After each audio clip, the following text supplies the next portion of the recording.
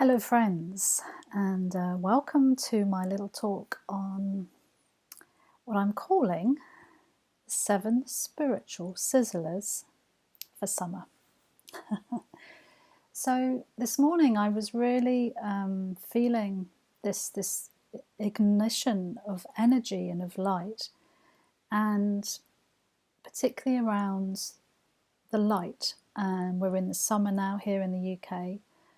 We've got the longest day coming, which means we have the most amount of light that we'll be having. And I really just wanted to share with you this little download that came about these 7 different things that we can do to help promote our own light, to open our hearts, to open our mind, to allow spirit to come in and be our guide, to just to share. It's such a beautiful gift to be able to share and to open to the beauty that we are and extend that out into the world. So this is an invitation for you to try. Now, you can either dedicate a whole week to doing one of these principles every day of that week. You may be on holiday and you think, yeah, it'd be great, I can do that every day. You may be retired or just have the time to do this every single day, and I'd encourage you to do that if you feel so. Or you may be busy, you may not have time every single day to do these, and that's okay. This is not about perfectionism, it's not about getting it right. It's just about a willingness to give it a go. So what I would then suggest is you just try one of these over a period of time that works for you. You don't have to do them in order. Just trust your heart to guide you, and just to be really open and like a new day with a blank mind, like a blank slate that's completely clean, that you come into each day with one of these principles and just allow it to unfold in its own way. And that's really the fun about it, is just the curiosity actually and the innocence, like a child, just to say, well, how is this going to feel, and how am I going to allow this to come into my life? And some of you may have tried some of these things already. Some of them may be completely new to you. Whatever the case, it doesn't matter. It's just, again, as I say, your willingness to turn up with an open mind and an open heart, and to really surrender to God, to Spirit, to the angels, to the universe, to ignite these principles in your life. So I just wanted to go into them a little bit more, just to help inspire you and to show you how to incorporate them in your life. So the 7 spiritual sizzlers for summer, and I think it's lovely because it's summer, we can definitely get out and about, and the first one is nature. So it's what I'm suggesting here is to take time out on your own and go for a mindfulness walk in nature. And it's very much about taking it slow and really taking in your surroundings. So that's how it becomes mindful, because you're really slowing everything right down. And at certain points, to stop and notice the small things. For example, a leaf, a blade of grass, a butterfly, a pebble. And really take them in, drink them in, and observe them through your heart. Not just your eyes and your senses, but through your soul. And notice how it's different to just walking by and say, oh yeah, that's a pretty flower, oh yes, that's a blade of grass. Really slow down and drink it in. As well as the larger things, it may be a great big tree, the vastness of the sky, a mountain top, the vastness of the ocean. Just really become one with it is my suggestion. Notice what would it be like to be that mountain, to be that ocean, to be the drop of water, to be the blade of grass. So just feel your way through that And as you're walking, really notice every single step that you take. And this in itself will slow you down. And feel every foot as you place it on the earth. And it's really about being present and noticing. And as you just allow that to unfold, just be in that moment. And notice what may come up for you, what the joy in your heart, or just noticing the gentle kiss of a breeze on your face. You might just stop and think, oh, have I really felt the breeze on my face quite like that today? And a flower, really stop and smell its fragrance, touch its petals, and just look at the beauty of it, because it's not going to be there forever. It's going to be gone. And like the little flowers I have here in the background, they're from my garden. And they're a moment in time. They're giving their beauty to us right now, their fragrance to us right now. Drink it in. Enjoy it now. And that is the gift that you'll be giving yourself.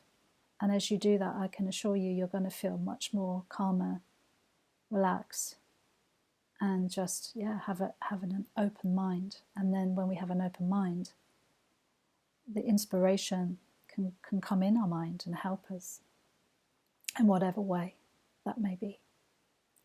So that's number one. Number two is phone or write to a friend or a family member. Take time to connect with someone you have been meaning to get in touch with and just haven't found the time to do so. You know the one. There's one there. I'm sure there may be more than one. Or if there's someone whom you've maybe had a falling out or have a grievance, or just someone that's upset you, or you feel you might have upset them in some way and you've not forgiven.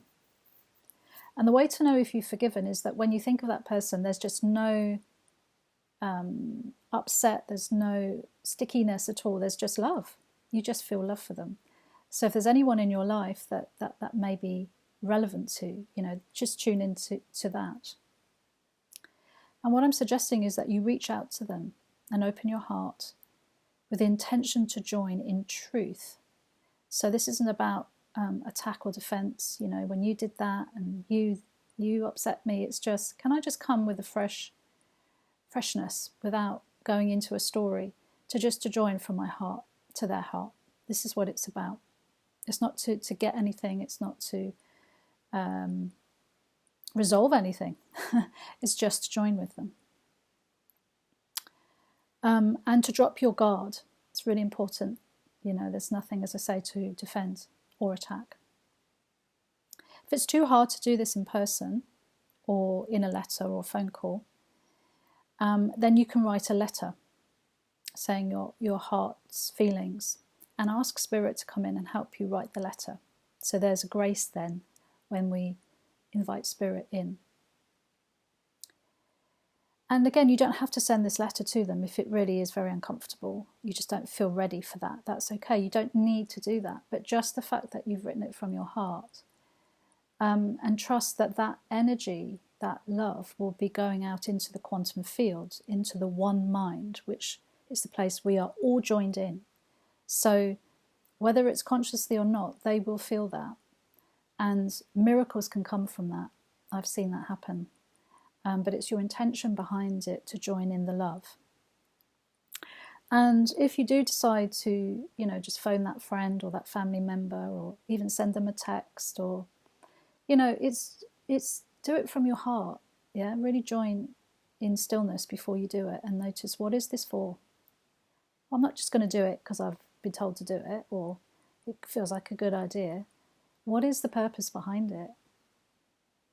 And really tune into that. And my suggestion is to really do it to, as I say, to join in love.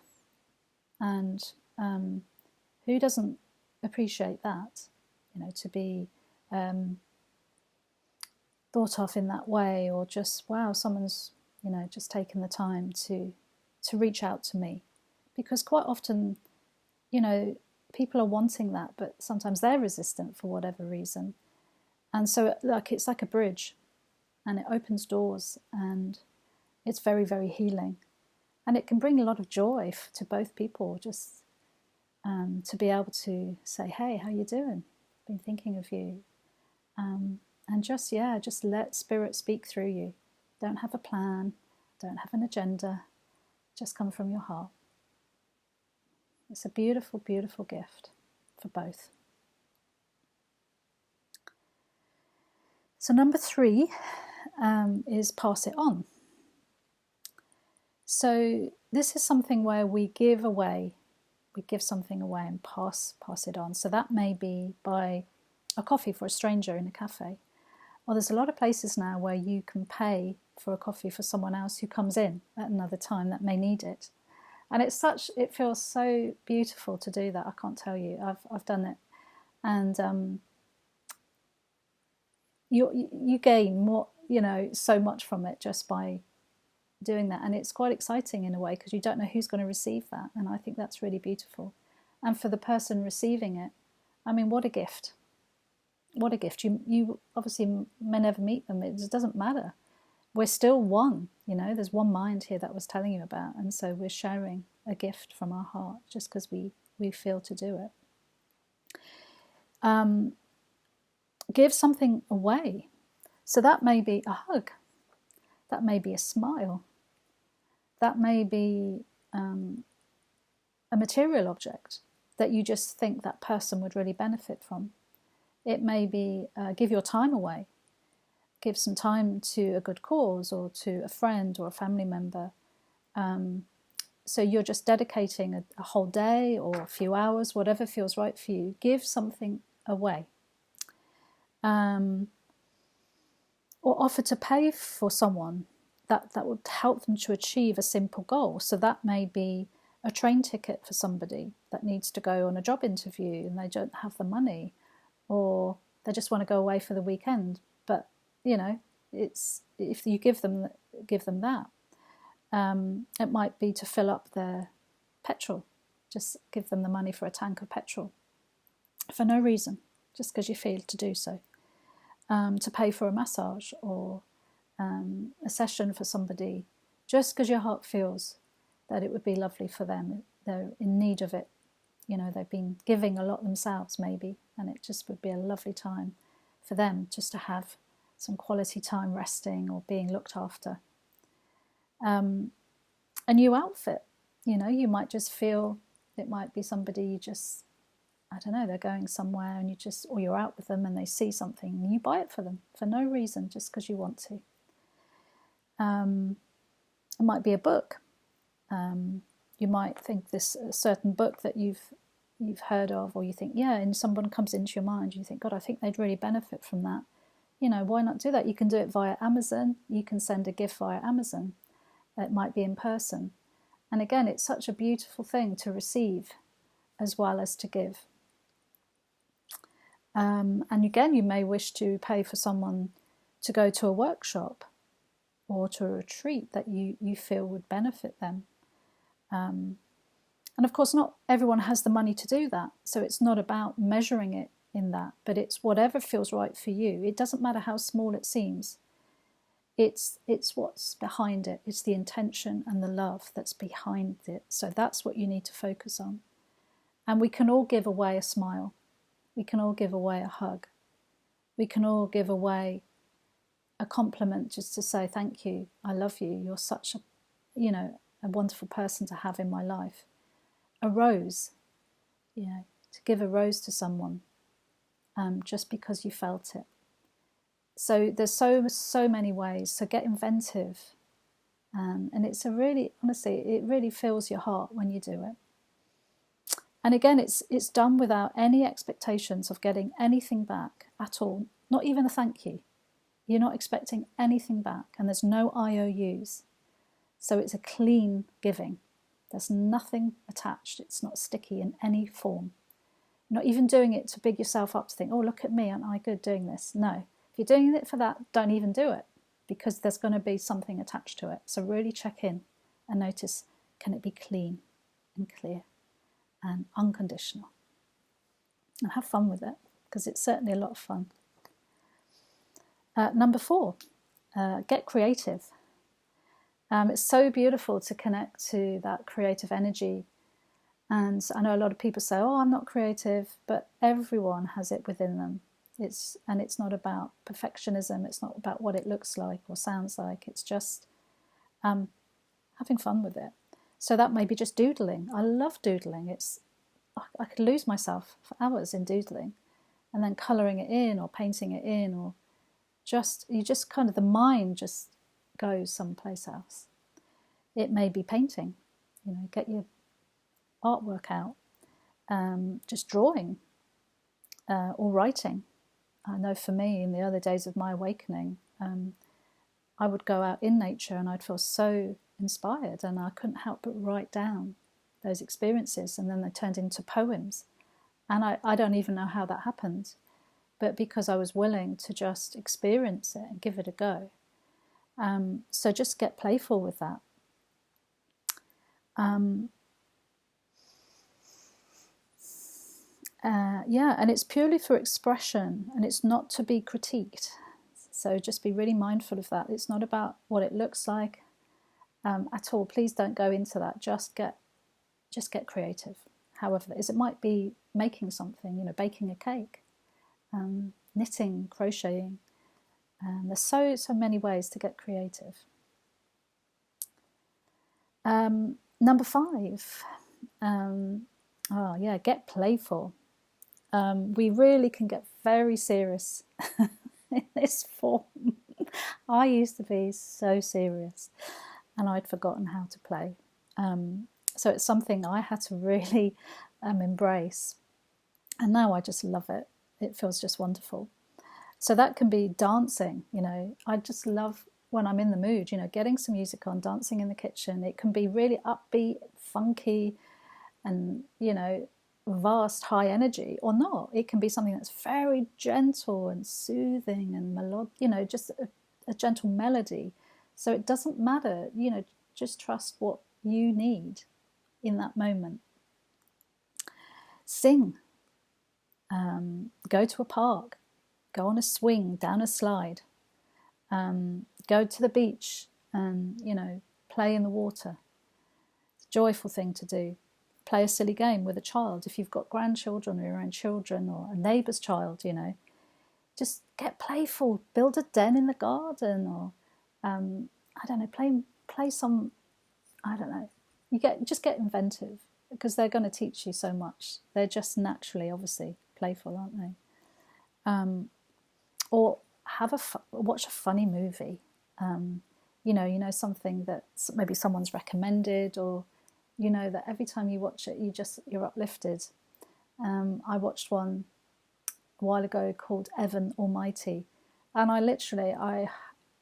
laughed so much. It just landed for me, and it was the best thing for me, and it opened me up so much.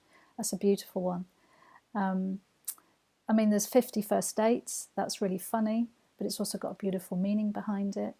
And one I watched fairly recently was called, I think it's called Being There, with, I've forgotten his name, the guy that does the Pink Panther. I've forgotten his name. But it's quite an old film. It's late 70s, I think. But it's very funny, but also has a very, very beautiful meaning behind it. I was very, very touched by it, but also laughed out loud. So I'm sure you've got many as well.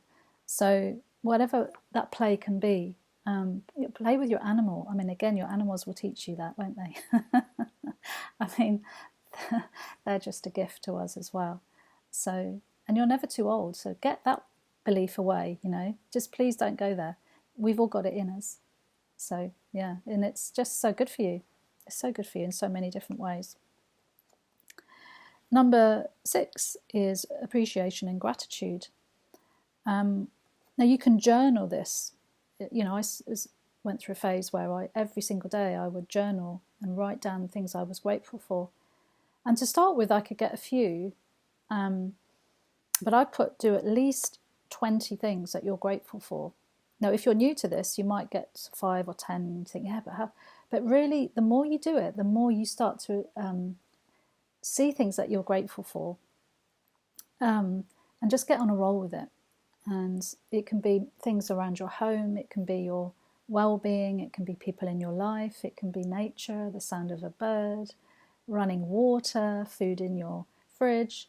I mean, it can go on and on and on. And again, it builds a beautiful energy, this energy of gratitude, an attitude of gratitude. And within that, again, tell someone how much you appreciate them. We can take people for granted, can't we? We get in a rut, and again, you do it not to get anything in return. It's just because it's genuine. Thank you so much that you put the bins out every single week for me. Or you've made an amazing meal for me. And I love the way that you cooked that for me. I really appreciate it. Some people may brush it off, but do it anyway. And the more you practice it, it just feels so good. And it's so lovely to appreciate and have gratitude for the things that people give to you as well. And just for their being. And even, if someone's triggered you and there's been a really difficult situation, that you can be grateful for that too, because it helps you see where you need healing. They've helped you to see that. And that, it's taken me a long time to get to that place. But now I am very, very grateful when that happens, because it shows me something that I hadn't seen and I couldn't have seen without them. So there's many ways to show your appreciation and your gratitude. So the last one I'm going to introduce is called eye gazing. Now, again, for some of you, you may have done this before, but I know for many people it's just quite a challenging one. And it certainly was the first time I did it. I wanted to run away. I mean, I really, really did. So you can do this with either a friend, a family member, or a partner. It's very beautiful with any of those, where you just gaze into each other's eyes for at least 10 minutes. There's no words needed. Just see into their beautiful soul with the intention to see only love reflected back at you. And if you don't feel brave enough to do that yet, then I would suggest that you look into a mirror and you look into your own eyes and really want to see the love. So this isn't about the body, the facade, the wrinkles, the spots, the grey hair. It's not about looking at the form. That may happen to start with, and that's okay. But it's diving deeper. It's really looking into the soul and wanting to see the truth. Who is this person here in front of me? And from your heart, open your heart when you do this. And just breathe.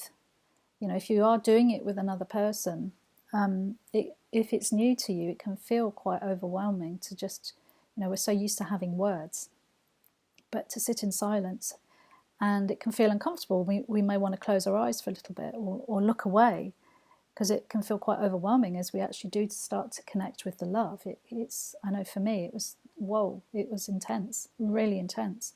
But oh my God, the beauty from it was, it broke my heart open, it cracked it open to receiving love.